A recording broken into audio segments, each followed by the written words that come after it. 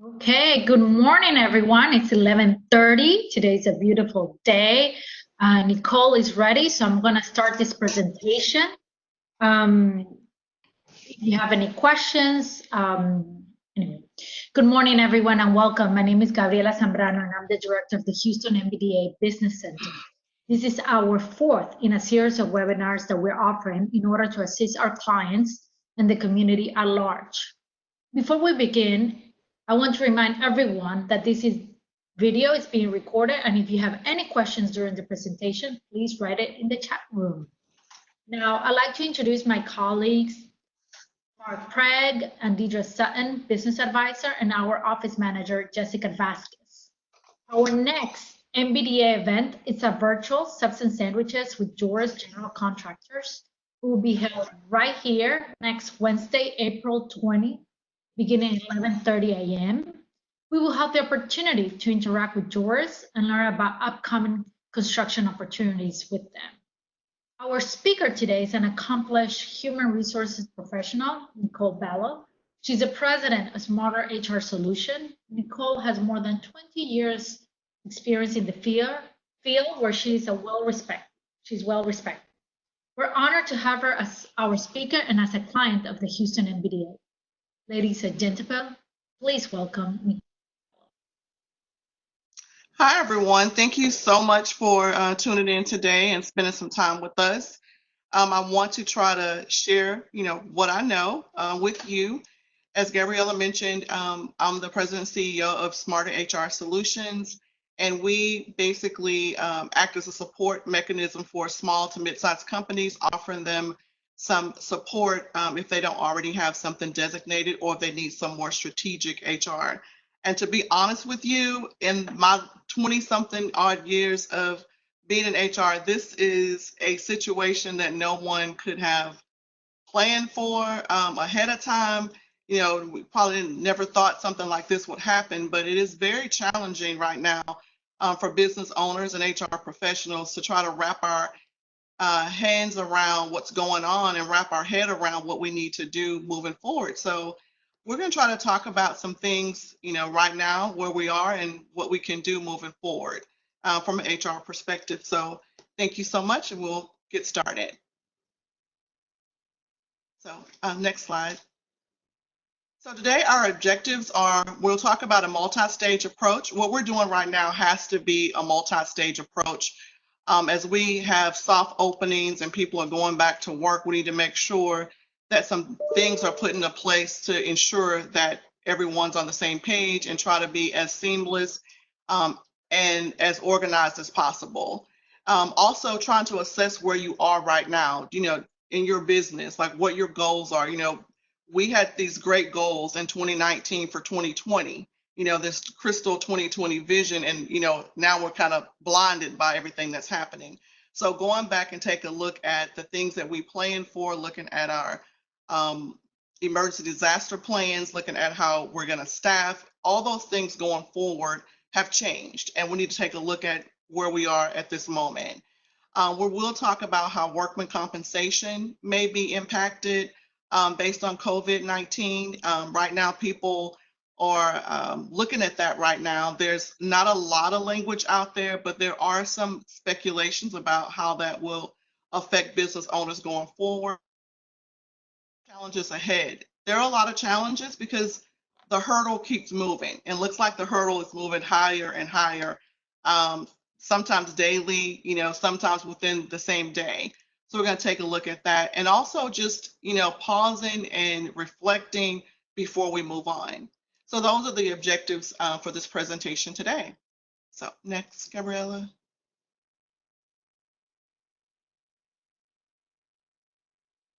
So just to recap, I won't spend a lot of time on this. I know, we've seen it so much, and so I just want to just touch on it a little bit. But the Extended Family Medical Leave Act, we have the new sick leave that's all attributed to COVID-19. So we're going to just, if you have less than 500 employees, you are, part of that. Unless you have an exemption where it's going to make a hardship on your business where it will actually close, and then you can ask for an exemption based on that. All employees are eligible if they've been employed for at least 30 calendar days. Then there's two different ways to look at it. There's one way if the person themselves are affected by COVID, taking care of someone with COVID, or the state, local, federal government has asked for a quarantine. So based on that, those are the qualifying needs. The difference is if someone's strictly caring for someone who has COVID or some underlying illnesses related to COVID, or staying at home to take care of school-age children, then the difference is how those people are being compensated. So caring for someone, you're compensated at 2/3 of your salary, your wages, the employee's wages, or they can use some of their sick or vacation time if they have it, to make sure they get the most out of their wages. However, if work is available, they can telework, no harm, no foul on that.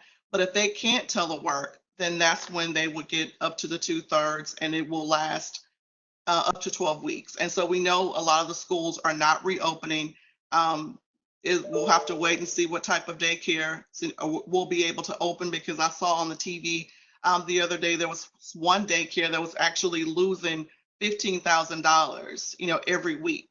So some people may not be able to reopen. So that's something you might want to think about. So we'll go to the next slide, please. So the multi-stage approach we want to take a look at is taking a look at your financials and your tax credits.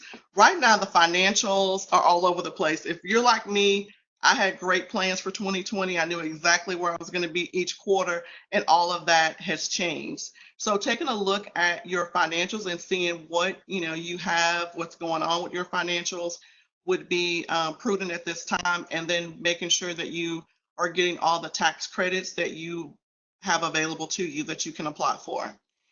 Also, taking a look at your planning. Take a look at your employee handbook. Right now, if you're not reviewing your employee handbook, you will be behind the gun when everything does open, whether it's a soft opening or not, because if you look at your handbook, it kind of governed what your expectations were for your employees. That probably has changed if there's some telecommuting going on, if different things have to be instituted as far as PPE and making sure that things are clean and sanitized and people have their distance. You may want to take another look at that and revamp that so that it's consistent with what's happening right now. Also, your emergency disaster plan. You want to revamp that and take a look at that as well. Take a look at your personnel. Who in your personnel will be able to telecommute, who may not be able to telecommute, which personnel may be more susceptible to COVID and some things that are happening right now. You want to just take an overall approach so you have top of mind the scope of your employees and your personnel base when you start to make these decisions to bring people back on to work. And then take a look at your operations. Your operations were probably 100% internal at your location. Now your operations are spread out. So you want to make sure that you take a look at your operations, make sure that you're not duplicating your efforts, just trying to hone in on your operations and what they will look like going forward amidst COVID and after. Thank you. Next slide, Gabriella, please. So taking a look at your financials. So of course, cash is king right now when a lot of different lines of credits, ours in particular, we had a line of credit that we never used. It was just kind of there for a safety net. We do a lot of temp placement, so it was kind of there for that. And we got a nice little letter sometime after the first week when we went home saying that they were zeroing out any balances that had not been used because they needed to divert those resources elsewhere now that we're in this situation. So your cash is king. If you can get any sort of forbearances or deferments on any of your credit cards, any of your loans, anything that you have that you can get deferment on so you keep your cash in your bank account right now is optimal. If you can do that, that would be great. Make sure your balance sheet, is healthy, because now that we're trying to obtain credit, you may not have thought about it before, but now you want to really shape those things up so we can make sure we have the resources that we need to move forward. Looking at your credit sources, that's another thing too. If you have some accounts receivables that are out, maybe asking for like a discount, giving people a discount on those to get those funds in quicker, whatever you can do on that realm. And then looking at your critical numbers, making sure when you start bringing people back, you can actually afford to bring them back, and taking a look at those things. So you might have to do a gradual opening where you bring some people back on as employees, and then some people may come back on as contractors, and we'll talk a little bit about that a little bit later. Next slide, please. So taking a look at your financials as it relates to the tax credits, there's so much language out there, guys, about this tax credit.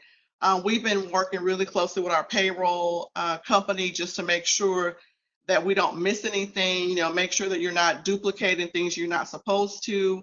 If you apply for some of the PPP money, I mean, there's certain things you may not be able to do, like the employee retention credits. You may, want to watch those things. But for those tax credits, if you're able to use those to make payroll, there's the form 7200 that's available on the irs.gov website that will allow you to tap into your 941 payments to help you out on some of those payroll costs. And if enough money is not in there, which we know is probably not because we've already, paid the first quarter, then you can take an advance on those payments. And so if you go onto the website and look for the form 7200, it will tell you about how to apply for that, as well as the employee retention credits as well. So I would definitely take a look at that. I haven't talked to anyone where they've used that yet, but we do know they are allowing you to do payroll and hold on to the employer's portion of the Social Security portion of the payroll. So those are some things you want to take a look at. But most importantly, if you have people that are out under the Family First, make sure that you're coding that correctly. So when it's time to go back and show that reporting, you can do that without any having any issues with that. Next, please.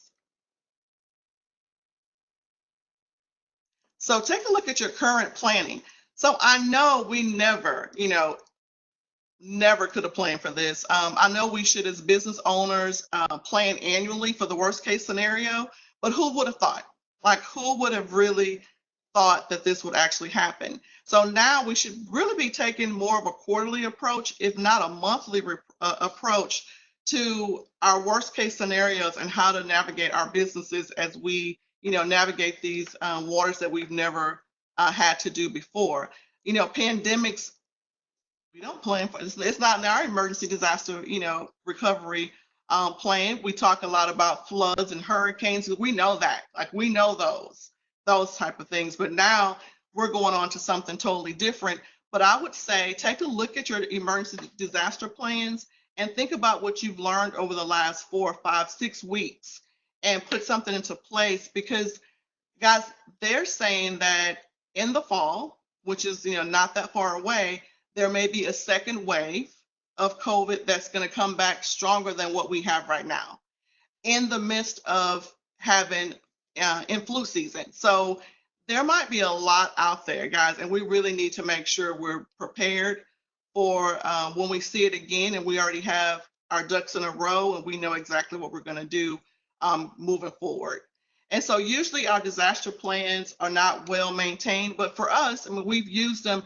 I was thinking about this the other day. We've 17, 18, 19, and now 20.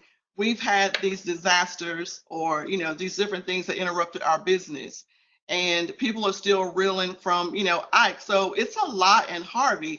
There's a lot out there, and now this kind of is on top of all that. So we really need to make sure that we are using our information that we need to move forward, to mitigate any issues coming up, and make sure that we know what's going on now with our employees being separated from work. Make sure that any things that have come up make sure you put those things into your disaster plan so you guys can move on. But in your planning, just remember, these are uncharted waters. Do not underestimate what the value your staff brings. If they've been working at home, guess what? They've probably gone through some things that they had to work through on their own, and they can bring some valuable information in your planning. Also, as a business owner, if you're working and you're the business owner, you have staff, and you're the one who's doing all the planning, you're trying to make sure everything works, you're trying to make sure the finances work, the structure work, all of that. Do not feel like you have to do that on your own. Reaching out to other leaders, getting involved in something like this, working with, Mark and Deidre, just kind of going forward with Gabriella and just bounce ideas. Sometimes you can't bounce every idea, off of your staff, but you want to make sure that you don't feel like you are alone. I mean, it'll help you move forward a lot quicker.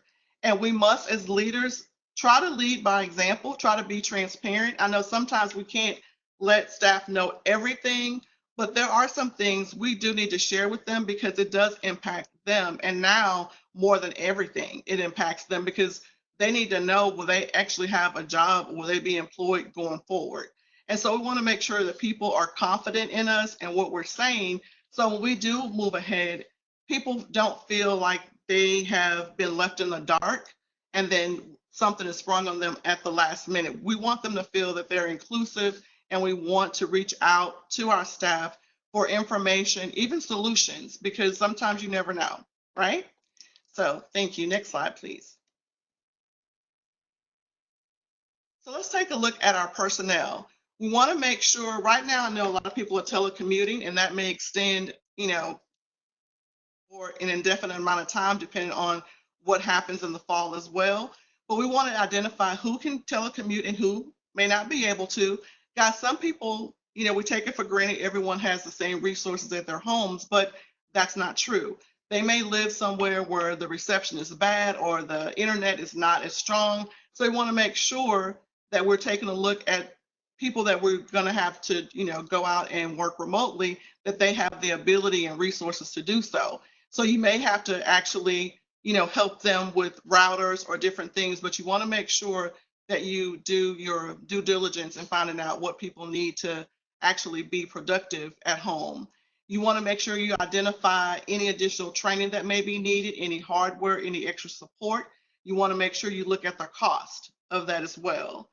And then according to EEOC and federal guidelines, you want to make sure that within those guidelines, you're trying to identify people who may be at high risk, people who are over 60, people who may have some comorbidities. I know there's a lot of talk, I know you guys have heard it, about African Americans having a higher incidence of getting COVID and not being able to maybe fight it off as much because there's a lot of different comorbidities.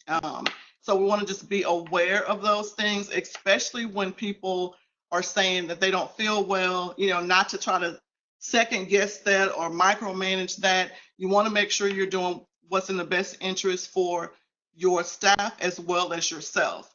And CDC has kind of put some things out there that they're governing and they're watching, how those things work about in the workplace. And then you want to make sure you're revamping and creating some great remote work policies. I know, we've had people that telecommuted before, but this is a whole different, situation. We have people telecommuting now that never have before. And it's an art. It's an art to telecommute because you have to self-manage and you have to make sure that your employees are ready and engaged and able to self-manage.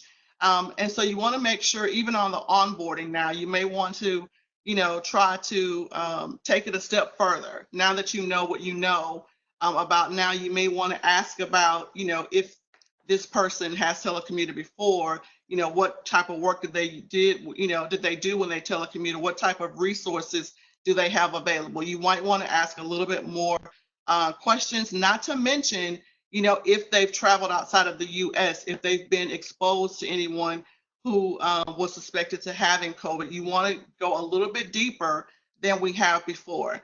Also now, if there's any hiring going on at the moment, they are saying that the drug screens can be delayed, not waived, but delayed, based on the fact that, some areas may not have the screen available to them, or if someone feels that they don't really want to be that close to someone for some reason.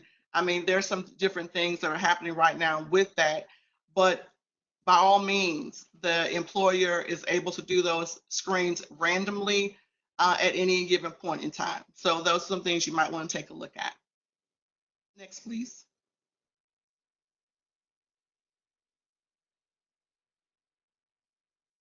Okay, remote policies. A good one should include easy tools.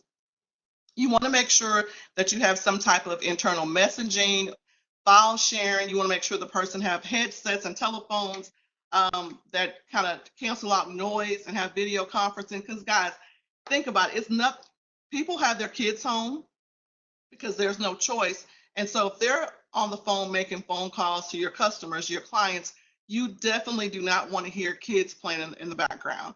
So you want to make sure that they have the right resources, because at the end of the day, we're at home working, but we are still professional, and professionalism is still expected. So you want to make sure people have the right resources for that. You want to make sure the rules are clear, the expectations. You want to use best practices. You want to be able to track time and communicate. Guys, I think the best thing when communicating with someone who's working remotely is to make sure you're checking in with them in the morning and in the afternoon and in the evening. You just want to make sure that you are connected to them and people feel that they are a part of and connected, and not kind of working out there on their own, and not being connected. I think when you do that, it makes people are more accountable and they are more productive. And so you have to be able to measure that accountability. So if it's, your business, how long it takes for something to get done, you may want to start taking a look at those and putting some processes in place.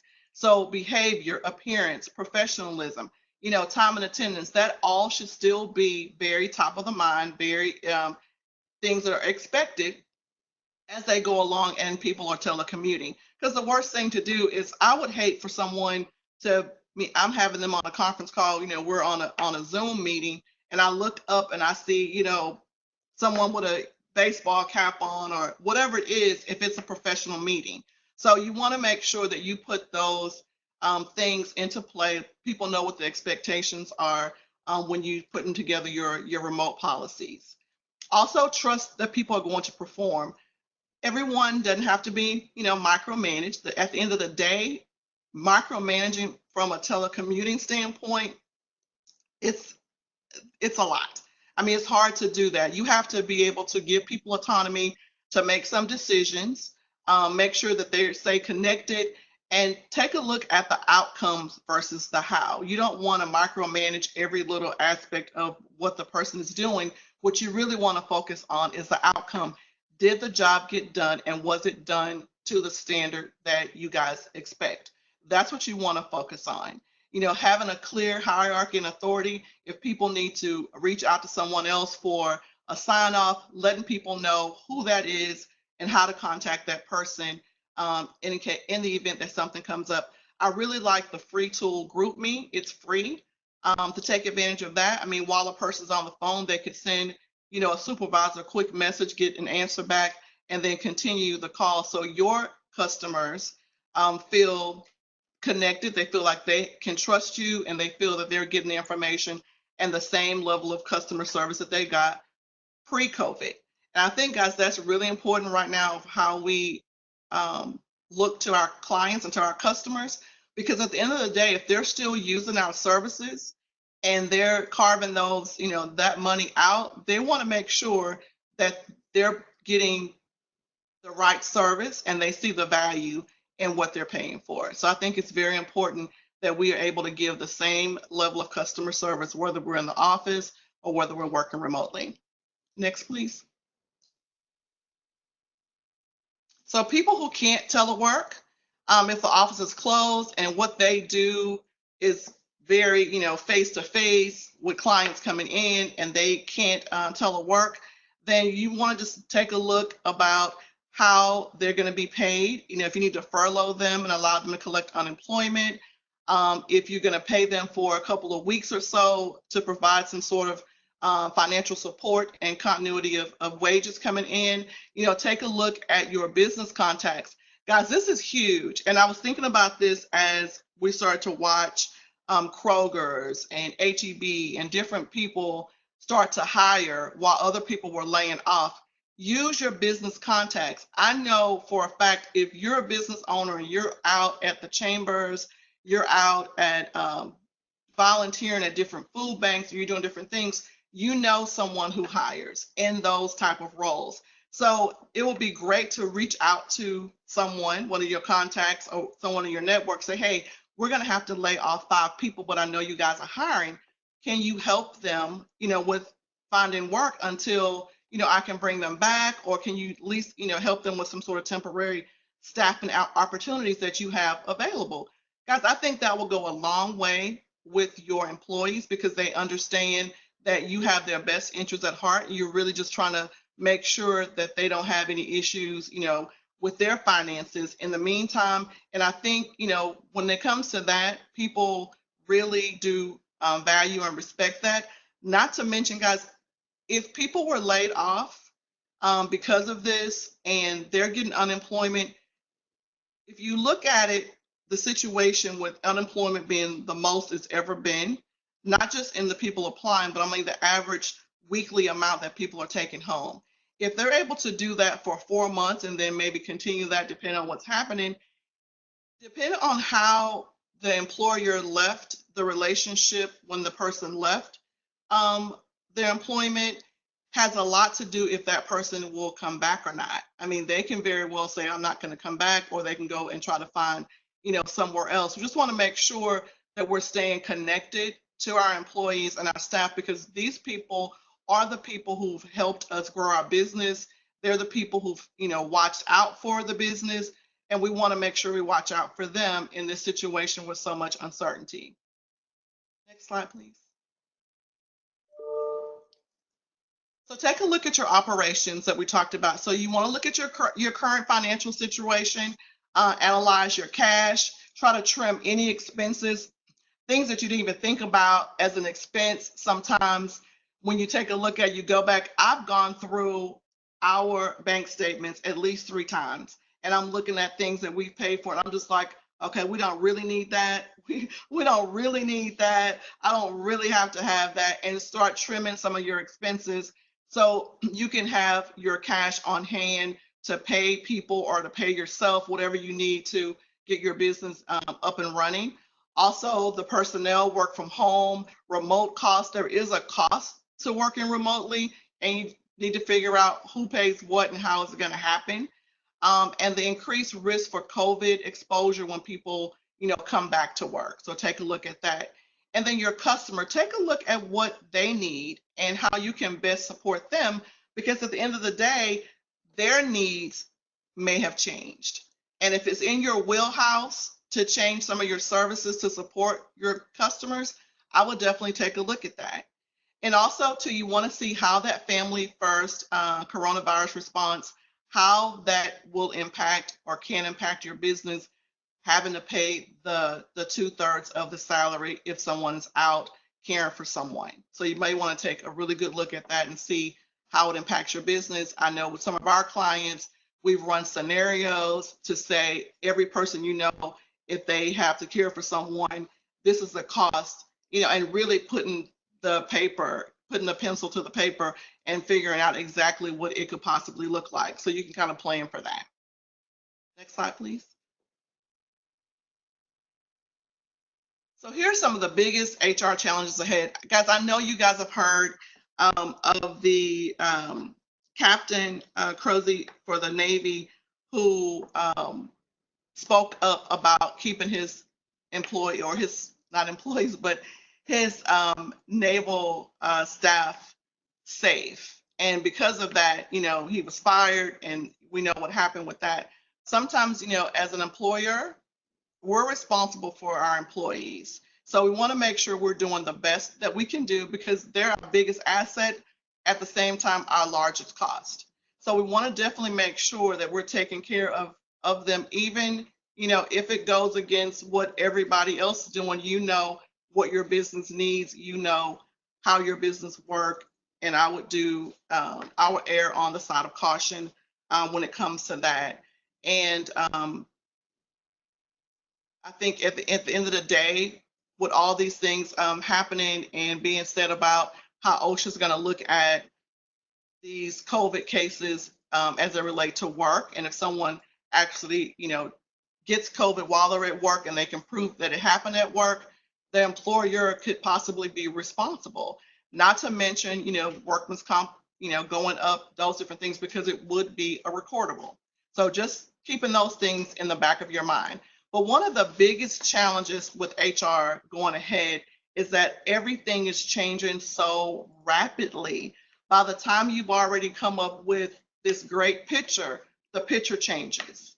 The people in the picture changes. The color in the background of the picture changes. It may not even be a picture. And you just have to kind of start from scratch almost every time something happens, because some things we just don't foresee, going on. So we just want to make sure that those things are being watched. You have to watch those things. I know sometimes it's hard to try to watch that and watch your business, but I mean, there's something that has to be said about that, because the things that you don't watch, you're still responsible for. Not knowing is not going to be an excuse for what the aftermath looks like if we're not being compliant. So basically, transforming remote work structures, that's a big thing that's going to have to be done, because it's never looked this way before. Making sure that the remote culture is a nurturing culture, that people feel that they can come to, their manager or supervisor or the business owner or HR and let them know what's happening, with them, with the remote structure that's going on, or if they have questions or they need additional help when it comes to IT. Sometimes people don't like to speak up, so it's really good to check in with them. Revamping any talent acquisition, that may look a little bit different. How you hire people may look a little bit different. You might need people ASAP, when you go back. So you want to take a look at that. You may want to take a look at using temp services as opposed to, bringing someone brand new in full time until you can get your overhead managed. Also engaging a remote workplace, making sure people don't feel isolated, and make sure that everyone has information disseminated to them. Like I said, GroupMe is free, and there's a lot of internal instant messaging that you guys can use as well, but just to keep everybody in the loop of what's going on. And then take a look at accommodations and compliance. Guys, be aware that we still have to focus on, those accommodations that we may have to do in the workplace, and make sure you're on top of your ADA policies and how possible discrimination could look in your situation. Even when you're just trying to do the best for your company, you have to take a whole different look at it now, because there's a lot of different other aspects that can be pulling at someone. I had someone, when they went home to do telecommuting, she asked me, she's like, I felt really uncomfortable when I went home to telecommute, because I have a child that's out of school and the daycare after school is closed. So I don't have anyone else to take care of my kids. And so when they offered her to go home to work from home, the work from home opportunity, they basically told her she better make sure that she worked her job as if she wanted to keep her job. So, I mean, I understand they want her to be productive. I understand that. But I mean, at the same time, if you're going home and you're working and you know that people are taking care of kids, guys, if they're supposed to work 8 hours, they may be working 6, because someone is going to need a snack. Someone is going to be fighting in the background. There's going to be things they're going to have to deal with. And so at this time, when people don't want to lose jobs, I mean, you have to be really cognizant of how you're handling, how you're talking to people. Furloughed employees, make sure you articulate the plans that you have. If you're looking to bring people back at a certain time, let people know so they know there might be another opportunity down the line. So if they do try to find something, maybe they'll check with you first to see what's going on with your job, and then offer to assist with the TWC claim. So if you have a group of people that you're having the furlough. You as an employer can go onto your website on TWC and do a mass amount of claims, and you can actually go on there yourself, put all the information in there, and that's like one less thing they have to do, but it's something that you offered as goodwill, and I think it will go a long way. Explaining viable solutions to those people who may be returning. Let them know the work may be less than full-time. It may not even be for the same wage. It may not even be for the same class of job. I mean, you might have them come back as a contractor if it's feasible and meets the 1099 IRS test. There may be pay cuts. You may be redirecting them through a temp service. So the temp service will bring them on. They will still work at your company, but the temp service will be the official employer of record and take care of everything. So that's one less thing you have to do. There's one less thing you have to worry about until you can recover and manage your overhead and manage your employee costs. So those are some things that you can kind of think about, but it's a really good idea to be able to articulate that to the employers that you may be bringing back. You want to also reiterate your company's culture. Just because you're segmented does not mean that your company's culture is gone. You just have to find a way to reconnect people to it who may be physically disconnected, but as a group need to be connected. So promote collaboration and productivity. You want to share information about resources, temp opportunities. But guys, it's really a good idea sometimes if you find out something that you know someone in your team can benefit from, share that information with the group. So those are the type of things that you want to do that kind of keep enforcing your culture. Even though you're segmented, it makes you feel like you're together and you're connected. Even birthdays, guys, even anniversaries, it doesn't cost anything to send a really nice email to someone who's having a birthday, or you can send a card, an e-card, and have everyone sign it. There's a lot of different things you can do that you would do if you were in the office. You can still do it if you're disconnected. Have something delivered to that person. And there's a lot of things you can do just to make sure that people feel that they're cared for and that they are needed and they feel that they're being a part of the team as we go forward. But guys, navigating through OSHA and workman's compensation as it relates to COVID-19 is going to be key. Having OSHA posters up, making sure people are sanitizing, wearing the right PPE, giving the right distance, a lot of things that you can do and put up in your office to maintain safety inside of your office when people are there is going to be key.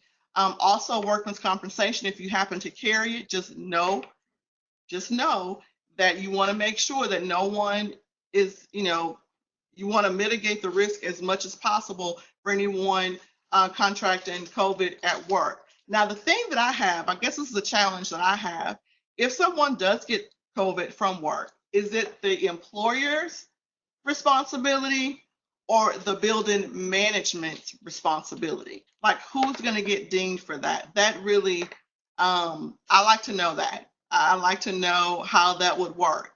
And how they approve it. But if workman comps have recordables, then your workman compensation rates go up, and we do know that.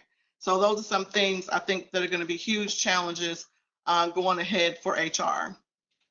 Next slide, please. So we just talked about workman's compensation. So I just won't go any further than that, but I would say if people are traveling, going to different offices, you need to be aware and be extra careful when it comes to making sure that person can reduce their risk as much as possible with PPE and good sanitizing rituals. Next, please. So how we can contribute to the new form, I'm going to say the 6 C's. Be creative, flexible schedules, seating, telework, and teleconferencing. Making sure that if you work in a place where people are close together, spread them out, rotate schedules. Maybe somebody works from home one day, then they work at the office, so it's back and forth, so everyone's not at the office at the same time. Being compassionate, expanded sick leave, allowing negative bank. The CDC recommends allowing a negative sick bank just to make sure that people are being protected and they lowering the risk of COVID in the workplace. Being collaborative, I think this is the best time for HR, IT, finance to get together and brainstorm, because at the end of the day, all three of those departments or people who wear those hats, they're going to need to get together to find out what's the best, most efficient, cost-effective way to make sure going forward people are managed and maintained as they telecommute going forward. Being consistent, making sure your screenings are consistent, your PPE and sanitation consistent, that you're connected and you always are staying engaging. That's going to be key to people feeling connected as they work these different schedules that they haven't worked before. And then being compliant. You want to make sure the CDC recommendations that you stay on top of those. But the main thing is the record keeping and coding absences. If you're looking to get money back for keeping your employees employed during this time, they're going to want to see all of these coded absences, the records that has been kept, why a person was out, what situation went on. They're going to want to know all that information before they start to give those credits out. And guys, the last thing I think is the most important, just chill out for a minute. I mean, it's a lot for everybody. But sometimes when we are so wrapped up in it, we don't see all the other creative things we could have done because we haven't even given ourselves an opportunity to take it all in, breathe, and exhale, and just look at it from all angles. So you want to make sure that your policies are in place.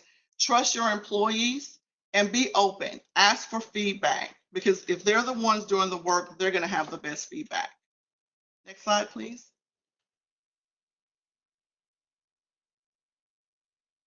So I'm going to ask you, before you do anything, just to pause. Remember to run some scenarios, look at the cost that's involved, bring back some employees. You want to take a look at how you bring them back, making sure that you've looked at all your costs and revenues and unexpected costs, because you don't want to bring people back that you may not be able to afford to do. So you want to definitely take a look at that. Pause and take time to think through optimal solutions to work through daily business activities and how you may plan to punt. Because guys, we're going to have to punt several times as things change rapidly. So normal, there's no longer a normal. Pre-COVID does not exist. How we go on is going to be very different. We have to unfreeze old concepts and create new ones and be flexible and open to those things evolving as we go. But pause and rethink management styles. Micromanagers may have to tweak their style to focus on outcomes. So you want to make sure that we're doing that. Also, too, when it comes to employees' right to work in a safe environment, make sure you keep that at the back of your mind, guys. Employees are looking at this information too, and they know what things that, what their rights are and what they can ask about and how some of this stuff does work. So make sure that you are being cognizant of that, but also make sure they're protected. And then if they speak up, they cannot be retaliated against. They have the right and protections provided by FMLA and the Family First Act. So just make sure you stay aware of that. Next slide, please.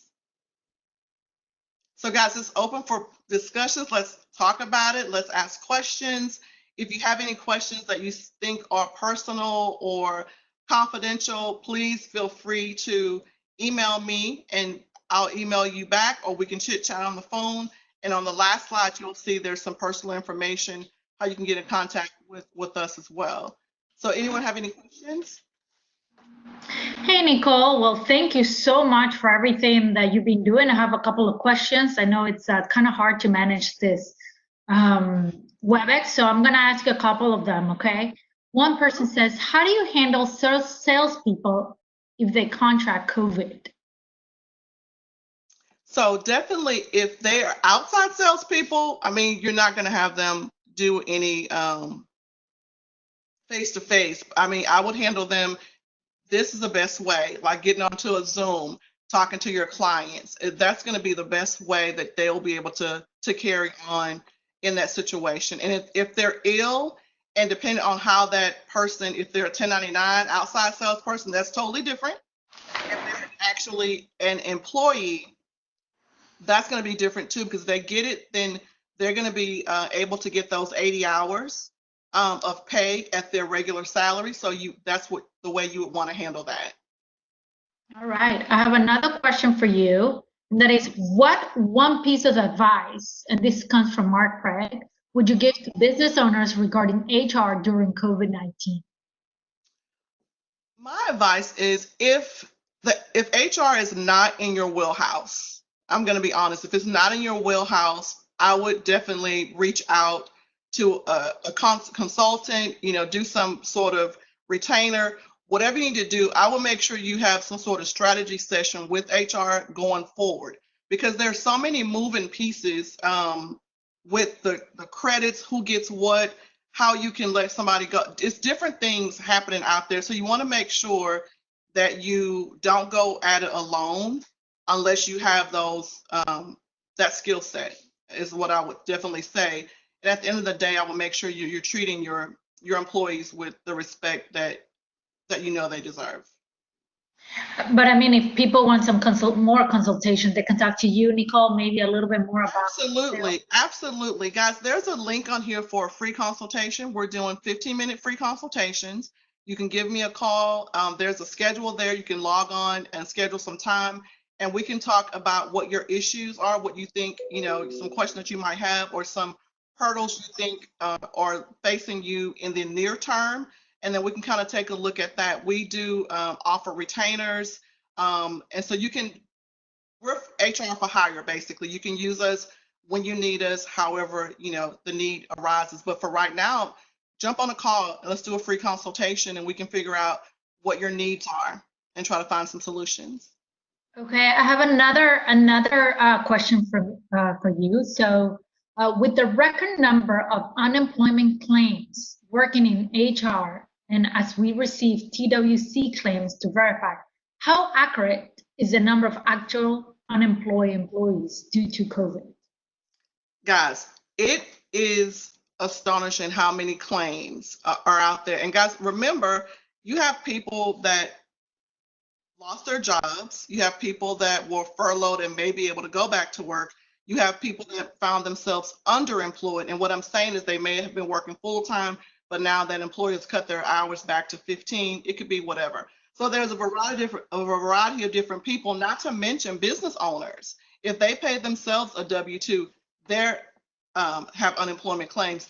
People who were not able to get unemployment before, like self-employed people, contractors, and could not do it before, now they're able to do it. So think about all of those people. Think about all the salon owners, nail shop owners, all these different people that are now applying for these benefits.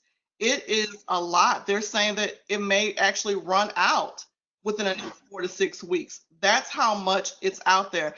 My fear as a business owner is, how is that going to impact our unemployment rates? Because someone has to pay for it. Someone's going to have to pay for that. So, yeah. Okay, yeah, because somebody was commenting that there's a lot of claims from past employees who were either term or resign from more than a year ago. Because they're trying to use this. Now, I have a couple of suggestions here from people. Somebody was like, that it works for them, kind of tools, kind of like a virtual water cooler break on Zoom. Somebody says that's like a great alternative, instead of your group meet. And then Ms. Joyce Scott, she says, great job. But she also says, and this is a comment from her, she's like, I learned to work at home from a small to medium-sized firm years ago. And she cautions everybody that apparently for professional studies show they work during sleep, late, early hours. Balance matters. Use stress release. Because I'm sure that a lot of people, because you work from home, people forget that you can work besides your work hours, from 8 to 5. Because it may be from 2 to 3, there's not that much work, but then at 6 o'clock you get work. So you need to be able to balance. I'm assuming that's what she was going for. Right. You have to be able to be flexible when you work from home. Working from home is an art. I mean, and I'm saying that because everybody, if you've never done it before, it is a transition. I mean, it is a transition working at home.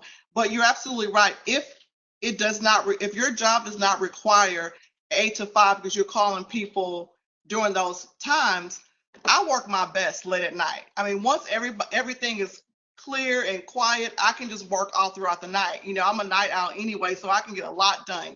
So if that's the situation and you have people working at home, you know, that's what I'm saying. Be flexible, relax. I mean, don't try to micromanage the how, just focus on the outcomes. You know, if someone's not coming up with the outcomes, that's what you should probably be focusing on. Well, I have another comment here for you, Nicole. It says, thank you for the training. I have been on multiple web training, and this one is one of the best thus far. Thank you so much. Thank you. I appreciate that. So I think that really speaks very highly of you, Nicole. And of course, you know, Houston MBDA, we're always counting on your support and the struggle. I don't see any more questions. I don't know if people are thinking about it. Maybe this was a lot of information passing around. I believe, if I'm not mistaken, we're going to be sharing the PowerPoint either later today or tomorrow, and then the video will come out in a couple of days. Does anybody have other question? And if not, any other thoughts you might think about it, Nicole? Yes, and one thing I would like to also share is that we've been doing HR Cafe on our Facebook page. And now during this time, we're actually going to open it up for this type of things. So every Wednesday at 12:30, from 12:30, we're only on there for 15 minutes.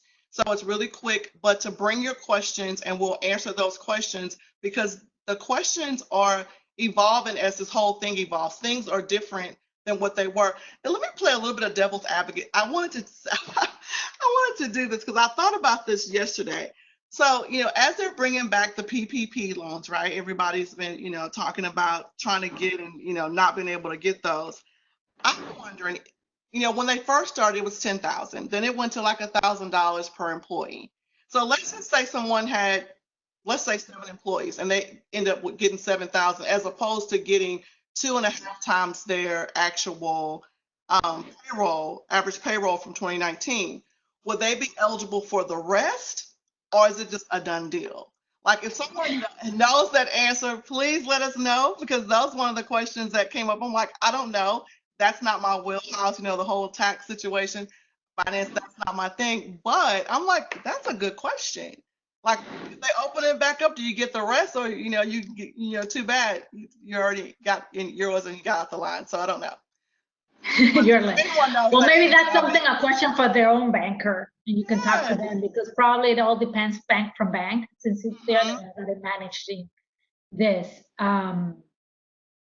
Feel free to send us a questions and we'll get an answer. Also, send us an email to us, Nicole, at mbda@hccs.edu. We know people, partners that can help us ask questions, and we can forward that to the right person. So just, you know, I know Mark Pratt, he's your go-to guy, so send him an email as well, and I'm sure he'll get you an answer. And for anybody else, if you guys want to help our answers, I want to leave without, you know, I want to make sure you guys have all of our information. The Houston MBDA continues to work. If you want to contact us, you can call us at 713-718-8970, or you can send us an email at mbda@hccs.edu. Thank you again, Nicole. It was great. It was wonderful. I think, like you said, it's a lot of information for small companies to deal with HR and all the changes that they have to go through. So, yes.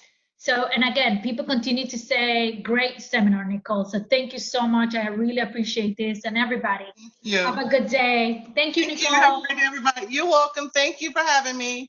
Bye. Bye-bye.